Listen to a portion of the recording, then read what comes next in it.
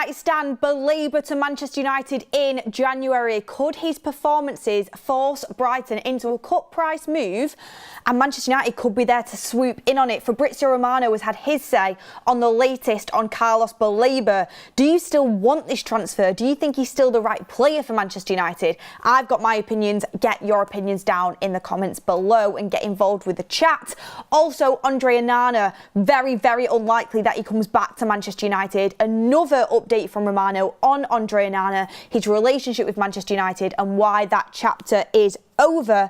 And also as well, some stuff coming in around Sir Jim. Sir Jim is very close to Manchester United right now. He wants to be in and around Carrington after his meetings last week. Still, this week, he wants to be there. He wants to be involved. He wants to make his presence known. How do you feel about this? Why is he doing it?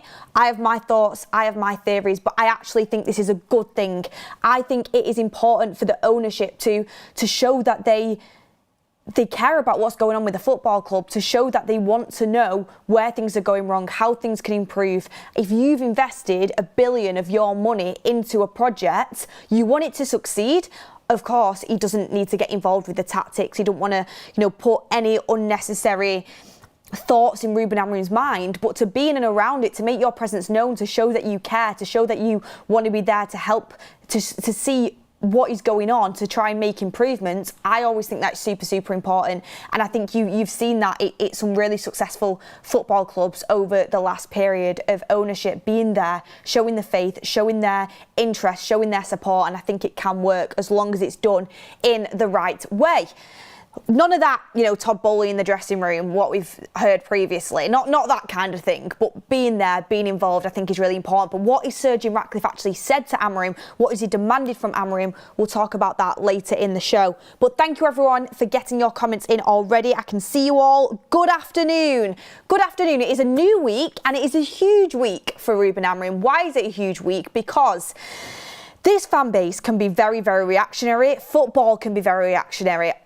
We've always said this, this week's front page is tomorrow's newspaper. This week's front page, today's front page is tomorrow's, I don't know, I can't remember what the actual quote is. It's in the bin anyway. Nobody knows about it. Everyone's trampling over it in the street. No one's bothered. You've got a new story tomorrow. And I think that's happens in football a lot is, of course, you've got to look at the long-term picture, but you've also got to look at the fact that, yes, we've won a game. Yes, we're very excited, but you've got to follow it up. You've got to be consistent. Manchester United have always been capable of winning games. You've always been capable of beating a good team. We've done it against City last season. We did a really good performance against Arsenal in the FA Cup last season as well. We can do it. Wins have been very few and far between. But what we've not managed to do is put 2 wins together back to back. Ruben Amorim has not managed to put 2 wins together back to back, and he's not won an away game. The last 7 away games we've not won. So he's got to go to Brentford and win there. It's a massive, massive week for him to show that things really are turning around at this football club and we're on the right path. It's a tough place to go. It's a really tough place to go. So a massive week for Amorim. A lot to be working on the training ground as well. And I think it's going to be really interesting to see how Manchester United attack that game. But let's get straight into the news and the headlines that are coming in. Okay, there we go. Today's news is tomorrow's chip paper. Sabatan has put it in the comments. Thank you very much. Sometimes when you're live, when you're talking to the people, you can forget the saying, but that's why I have you lovely people to help me out. So yes, today's news is tomorrow's chip paper. So Chelsea's win is great, but when we head over to Brentford, if we don't put in a good performance there and we lose that game or even draw it, depending on how we play, it's tomorrow's chip paper. You need to get a result there to get really people opening their eyes to what you're doing and getting on board with the fact that this is turning around. But Carlos Baleba, really want to talk about him, so let's head into that now. Fabrizio Romano has had his say, and Fabrizio Romano has been really good on this deal. We know he's a top tier source, so when he drops a new video, you always want to go and listen. And he has said the summer links with Manchester United is probably having an impact on Carlos Baleba's performances because the player wanted to go to Manchester United. United will keep a close eye on Baleba's situation. He's appreciated by the management, the recruitment team, and he's very, very, very much appreciated by Ruben Amorim. Now, I want you to get your thoughts in because I'm going to have my thoughts. I've seen some people saying, oh, after the performances of this season, I'm not sure if we should actually go for Baleba. I certainly won't be dropping 100 million on Baleba. Oh, we escaped going down that route, not only because of his performances, but because if not getting a move to a club like Manchester United and media headlines is going to distract you and affect your performances, then you're not ready for the pressure mentally of putting on that Manchester United shirt. You're not ready for the amount of people that are going to be speaking about your performances and breaking them down and criticising them and going through them with a tooth comb, which is what happens to United every single week. He's young, he's obviously been affected. Maybe this isn't the move that we should be going for. I have seen that side of it. But also, for me, with Carlos Baleba, it harks back to what I was saying at the start of the show. In life, we are so reactionary and everything is done in the now. I remember watching Carlos Baleba last season and thinking, oh my word, this kid is an absolute joke. Like, on multiple occasions, the one that stood out to me was obviously the Manchester City performance. I think everybody has seen that and well, everyone who's watched the United stand and is interested in this Carlos Baleba transfer and wants Baleba, that is a performance that stands out in your mind. But all across last season, he was incredible. However, is the areas that he still needs to improve, even despite the start of this season's form? Yes. There was always areas for Baleba to improve in. He's still super, super young. But with Baleba, despite, this bad spell of form at the start of the season, what I would say is the potential is through the roof. I still would absolutely love Baleba at Manchester United because the potential that he's got, his physicality, his technicality, it's so good. He's young. He's going through a bit of a bad spell. I don't think that should completely write a player off. But I do understand the concerns around the mental side of things. Playing for Manchester United is one of the most pressurising things you can do. Of course, there's some jobs out there in the world. Some people are brain surgeons. Some people, are really having to perform at the highest level under super pressurising circumstances. Firefighters, all sorts. There's some really high pressure jobs around the world. And, when you talk about playing for Manchester United, you're going out and you're playing football. But the pressure is there and you are being talked about every single week, good, bad, ugly, you're being criticised. Everything is looked at through a magnifying glass. If your head is being spun through not getting that transfer to Manchester United, you do have to question whether he is ready for that side of Manchester United. I think his talent, and also, this is what gets me sometimes. People are like, oh well, have you seen some of his performances at the start of this season? We've played, 4 or 5 games? It's not a huge sample size. You had the whole of last season where he was incredible. And, there's some players where you're actually still waiting to see it. Like, you're still actually waiting to see it. Ugarte, I'm still waiting to see it. There's been glimpses, but I'm still waiting to see the Ugarte that we thought was coming into Manchester United. With Baleba, he's actually shown you what he's capable of, and there's still levels to go. And I look at Manchester United's midfield, and Brighton have a better midfield than us. Like, Brighton actually do have a better midfield than us. Our midfield isn't got great depth. Our midfield doesn't have enough players of different attributes. It doesn't have absolutely top level midfielders in there. Casemiro is going to go next year. Bruno Fernandes is elite, but he's more of an attacking midfielder. Kobbie Mainoo, Ruben Amorim doesn't fancy, and Manuel Ugarte has not yet even got out of first gear, and will he get out of first gear? I don't know. Mason Mount is super injury prone and he's more of an attacking player anyway. Baleba is better than our midfield options, like a lot of them anyway, and I actually think him paired with the likes of a Kobbie Mainoo, it's all about partnerships, would be the best pairing that Manchester United could have. I also think him next to Bruno Fernandes would be really good as well, but I don't actually think we'll see that unless we do actually go in for him in January. But Brighton will have a decision to make. If this carries on, with Brighton and Baleba, and some people will say, oh, maybe he's trying to get, a cheap deal out of the club in January. Maybe he's trying to make it easier for Man United to sign him. He's not doing that. He's a professional football player. He wants to give his everything. Of course he does. But he absolutely would want to move to Manchester United if we came back in. And I don't think this little poor spell of form will actually put United off. I think that will entice United even more, because they will think, oh, maybe we can bring the price down a little bit, because Brighton will have a decision to make. Baleba's stocks going into next season was super high. In the summer, when we went in for him, Brighton, we had Ben Jacobs on the show. Brighton said, we're not even putting a price on it. There was rumours of 120 mil, but Tony Bloom at Brighton said, we aren't putting a price on Baleba, it's next summer only, right? United, rumours were they were there and they were ready to pay and borrow from next summer and go around the up to the 90 million mark with add-ons. That was the rumour, right? It's a lot of money. They want more than what they got for Caicedo, or at least around the same figure, 115 mil.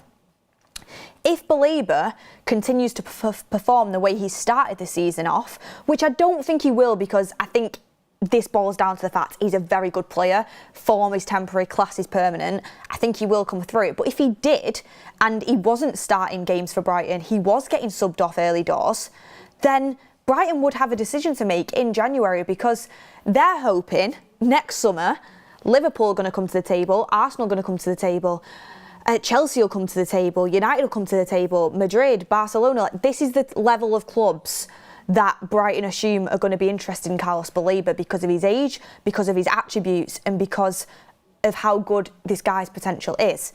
But them clubs aren't going to be lining up in a row to pay over 100 million for a player that hasn't been consistent for Brighton over the course of this season. It won't happen. The price will go lower. The price will drop. So it's going to be interesting to see how this plays out, because if it carries on the way it is, then they can't really demand over 100 million, or they can, but I don't think they'll get it. So let's see where this moves to. Get your comments in down below what you think. If I was United, honestly, I would try and capitalise on this. I wouldn't buy into the fact that, his performance is going to put us off. I'm thinking, no, we desperately need a midfielder of his ilk. Under Ruben Amorim, who's a huge fan, as Fabrizio Romano said, you'd like to think he can get the best out of him in this system. Why don't you be cheeky in January, move your budget forward? Brighton aren't actually, using him as much as they would have expected to anyway. And put in a bid and hope that, Brighton might actually think about it. Brighton are an extremely well-run club. I don't think we'll be able to get him out of there for anything under 100 million in January, even if it does carry on. But it'll be interesting to test Brighton's resolve, and I would have a go. I would absolutely have a go if I was Manchester United, and I think we should have a go. Especially, I was listening to Mark this morning, and he said if Manchester United are anywhere near that top 5 mark around New Year's, you've got to go for this deal. You've got to go for it. He's not performing at the level Brighton would have expected. He's not increasing his stocks. If anything, they're going down a little bit. You've got to go in for it. So, yeah. How much do you reckon United should put a bid in for Baleba in January if there's any sort of possibility whatsoever? And would you still even want to go for this deal? I've seen some comments coming into the live chat right there. And Big Boss says, is Baleba even good? DJ says, I didn't realise Baleba looked so young. He's a young player. Nick Alvarez says, are you saying we're the only club stupid enough to line up for that 120 mil? I'm not saying that at all. I'm saying that nobody's going to offer 120 mil if this continues this season. I don't think it will, because like I said, I think he's a good enough player that he'll come back and he'll be all right. But I don't think anybody is going to pay 120 mil, including United next summer, if this continues. And if United did that, then it would be silly, yeah. Because you've got a bargaining chip there with Brighton, and you'd have to use it. Daniel Thompson says, I think with the midfield next summer, possibly starting in January, we should do a full rebuild. I'd look at 3 new midfielders, Baleba and Wharton, then Stiller or Gallagher in January, perhaps. Daniel Thompson, I think that is a really good message to put into the community right now to discuss, because I was discussing this with my friends this weekend, and Manchester United could be in a situation where we have to bring in 3 midfielders. 3. Have you ever seen a club bring in 3 midfielders, starting midfielders, seamlessly in a window, in a summer transfer window, apart from Liverpool, who did it spectacularly? I still don't think, and I really don't like to say it because they're obviously our biggest rivals, but I still don't think Liverpool get enough credit, the ownership, Jurgen Klopp at the time, for how they rebuilt that midfield in one summer. Liverpool did in one summer what Manchester United have been trying to do for 10 years. We have neglected, mishandled the midfield at Manchester United for as long as I can remember. And Liverpool went out and got 3 absolutely top-class midfielders for a good price each. They went and got McAllister for his release clause. It was around 35 million. They went and got Szoboszlai, which I can't remember his exact price, but it was for a good price. It was definitely for a good price, and I think he's been fantastic for them, especially this season. And then Gravenberch, they got him for a steal as well. They got Gravenberch for a steal, and Gravenberch is arguably one of the best deep-lying midfielders in Europe right now, if not the best, one of them. Like, the way they rebuilt that midfield in one summer is unreal. I don't think United currently have it in their locker to do that. I also don't think we've got the pull factor to do that. Personally, from a point of view where we still do have pull, but depending on where we finish this season, it's going to be massive. If we've got Champions League, yes, we could absolutely do that. We could 1,000,000%. Liverpool got McAllister over the line because they had the Champions League football. Same with Gravenberch. Szoboszlai, I'm not too sure about it, but to be fair, looking back at Liverpool that summer, they nearly went and spent over 100 million on Caicedo. They very, very, very close to doing that. Caicedo was the one who pulled out of the deal and went to Chelsea because he'd give Chelsea his word. Looking back at it, Caicedo's still an absolutely top-class midfielder, and he's one of the best midfielders in the league, and they would have had a very, very good player on their hands. But what would you rather have if I asked you?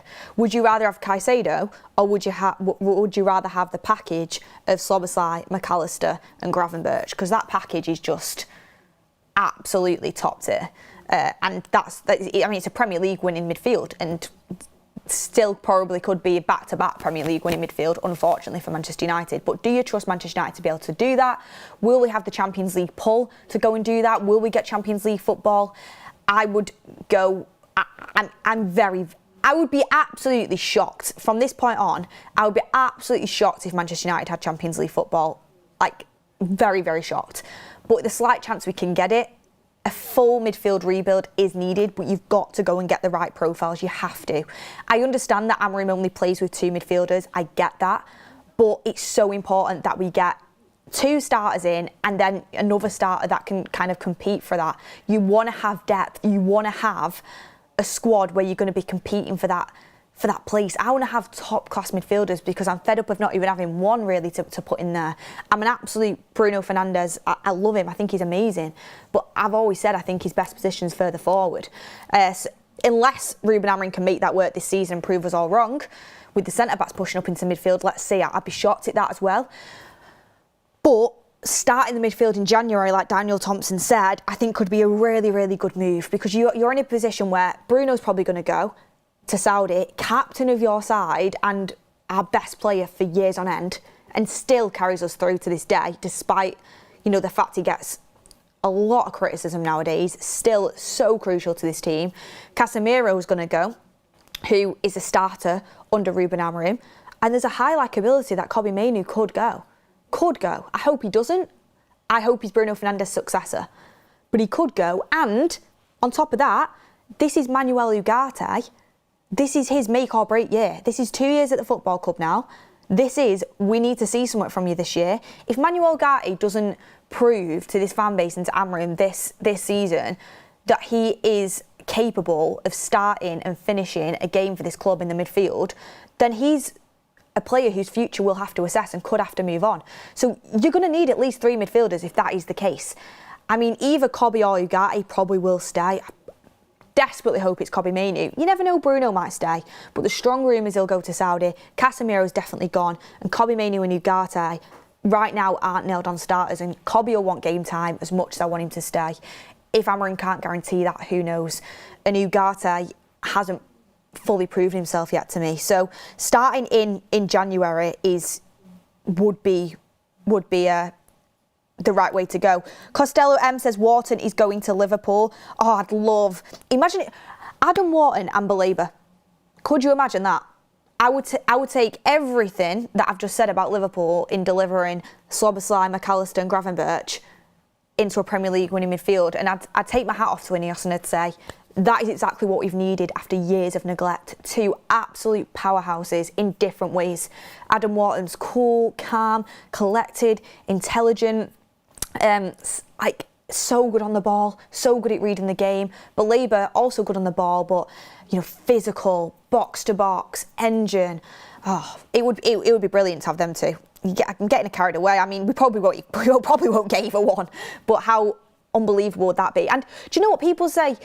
That's too much money. United can't do that in one summer. Midfield is our main priority next year for me, with wing backs, potentially another goalkeeper. That is our main priority for us. So you've got to go and invest into that. You've got to go, and to prove that you are serious, go and get two of the best young midfielders in the league right now. If you're anywhere near European football, go and take a stance. Go and say, look, we're rebuilding Manchester United, we're rebuilding our midfield, you're going to be the heart of it. And go and pitch to both of them players. Baleba already got the buy-in in the summer. Let's see what happens. And people say that Wharton's going to Liverpool. Obviously, he's a fantastic player and can definitely compete, but they're still going to have Gravenberch, McAllister, Szoboszlai. He's not guaranteed minutes there. It's not guaranteed. He's absolutely guaranteed minutes at Manchester United. Peter PJ Ellie says, hi Beth, Evan Ferguson was tipped for 90 mil at one stage, had a drop-off and Price followed. Same club, so maybe United can capitalise on that opportunity. Really good point put in the super chat there from Peter. And does it make you question Baleba? From what I've seen from Baleba, I just do see him as being a really top player. I don't see him dropping off, but if you can capitalise on the price, absolutely. Lance says, sign Wharton first, then Baleba. BZD135 said Bruno and Casemiro in midfield is such a weakness, therefore it's quite funny to think they got 2 goals against Chelsea. Anyway, guys, I've got another great comment in from Daniel Thompson as well, saying, indeed, I think we are, after the midfield, we really need to look at the wing-back situation, especially left wing-back. Dorgu is certainly improved, but still ways to go. Yeah, I'd at least look at wing-backs too. Wing-backs is crucial next season. Even in January, I'd be going looking. It's absolutely crucial. We don't have the depth, and we need top-tier delivery coming from them flanks, and we currently don't have it. So, and Bumo can only do so much on that side. Obviously, we need Cunha to come back, but the wing-backs are so crucial. We got to look at it. Just to kind of talk about a little bit about Sir Jim here. So Fabrizio Romano has said this: after beating Chelsea, Sir Jim Ratcliffe and the club want to see consistency. And in this video, Romano was talking about how Sir Jim wants to be, he wants to face it front on, he wants to be involved, he wants to make his presence known at Carrington, he wants to be looking at the day-to-day running of Manchester United, he's having multiple conversations with Ruben Amorim. And like I said at the start of the show, I think this is a really positive thing. He's not getting involved in the tactics side of things, he wouldn't dream of it. Romano did say that, which of course is a good thing because Sir Jim's not a football manager, Ruben Amorim's employed for that job. But if you've invested a lot of money into a project and you want to see it succeed and you've not got forever and a day to see it turn around, and even from a financial point of view, you need to see things turn around quickly, you're going to want to go and look at how it's running. You're going to want to go and look at how you can help, how you can maybe look at how things are working and make tweaks to see how we can do it better. You want to offer support for the manager that you brought in, and I think it's a really good thing to see.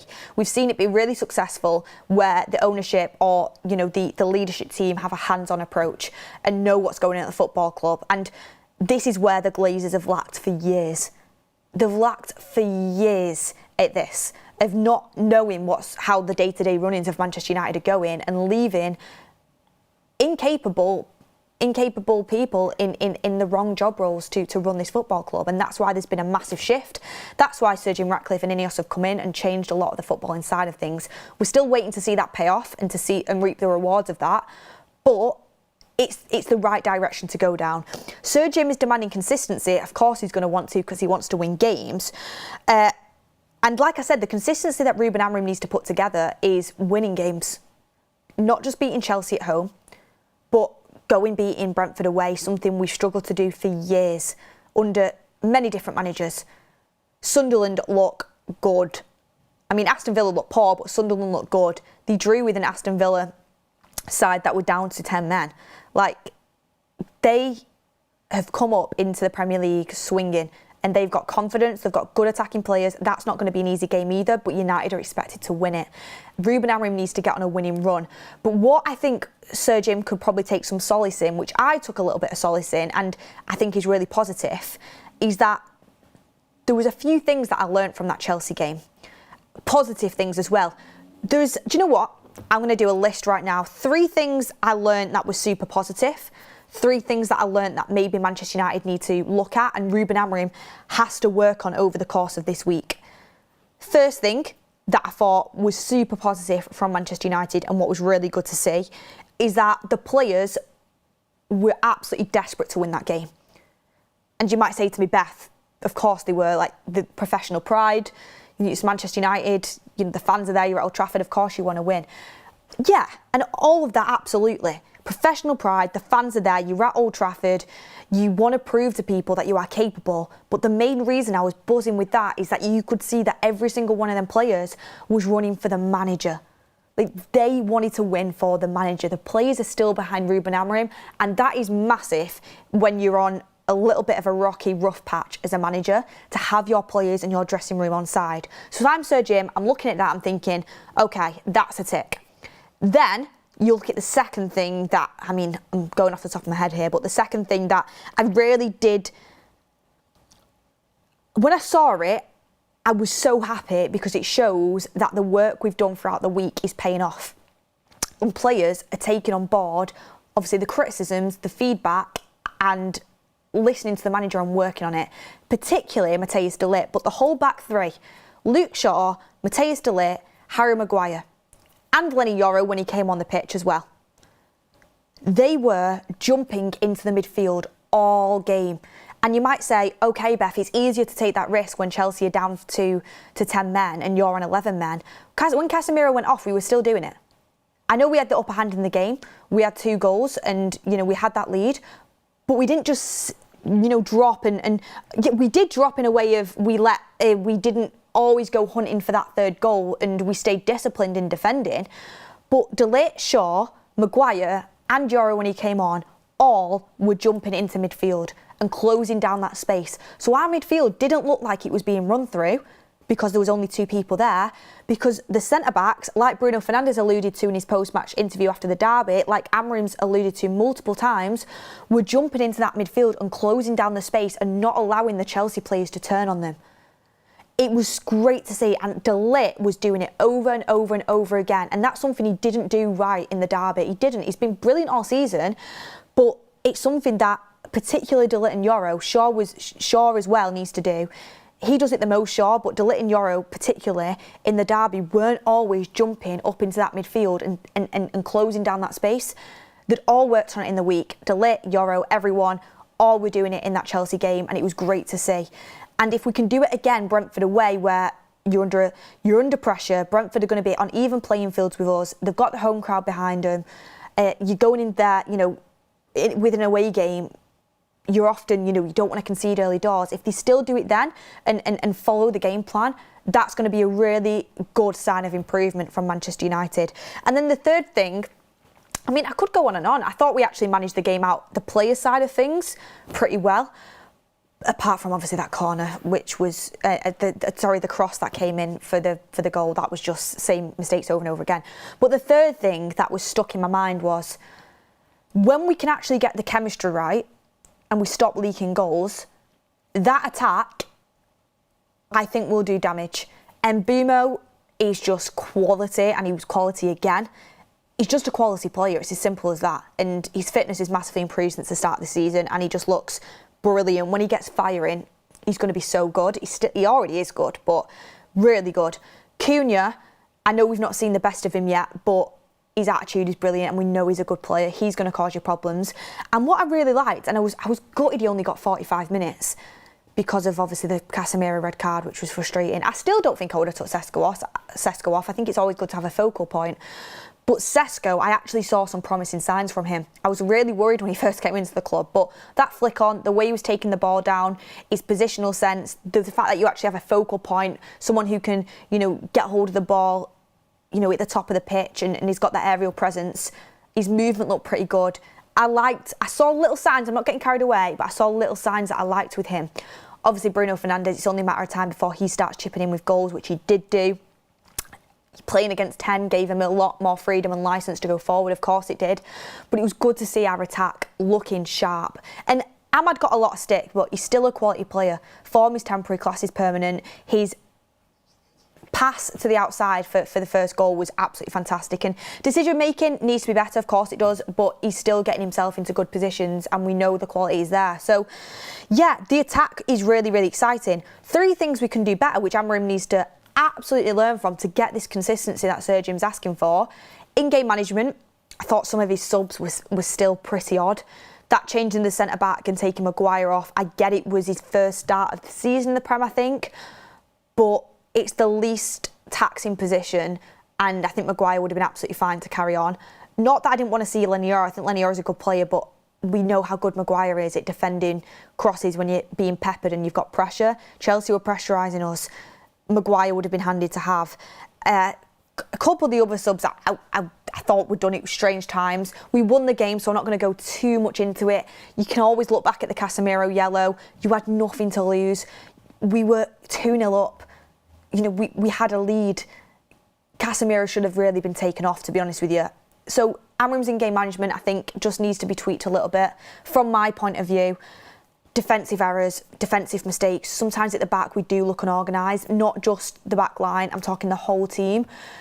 Switching off at times and not properly closing down the player, that is something we massively need to work on. And I think just self-belief and confidence in ourselves, we sometimes overthink it and continuously make the wrong decision. And all being on the same page and having that confidence, having that self-belief, I think will go a long way. So still a lot to work on. Obviously, the fluidity of the front line, the combinations, the decision-making in the final third isn't good enough. It's not been. But there is some promising signs there. So let's see how... I'm not getting carried away at all. I won't get carried away unless we beat Brentford and we beat Sunderland. That going into the international break, if we beat them 2 sides, I'll sit here and I'll say, do you know what?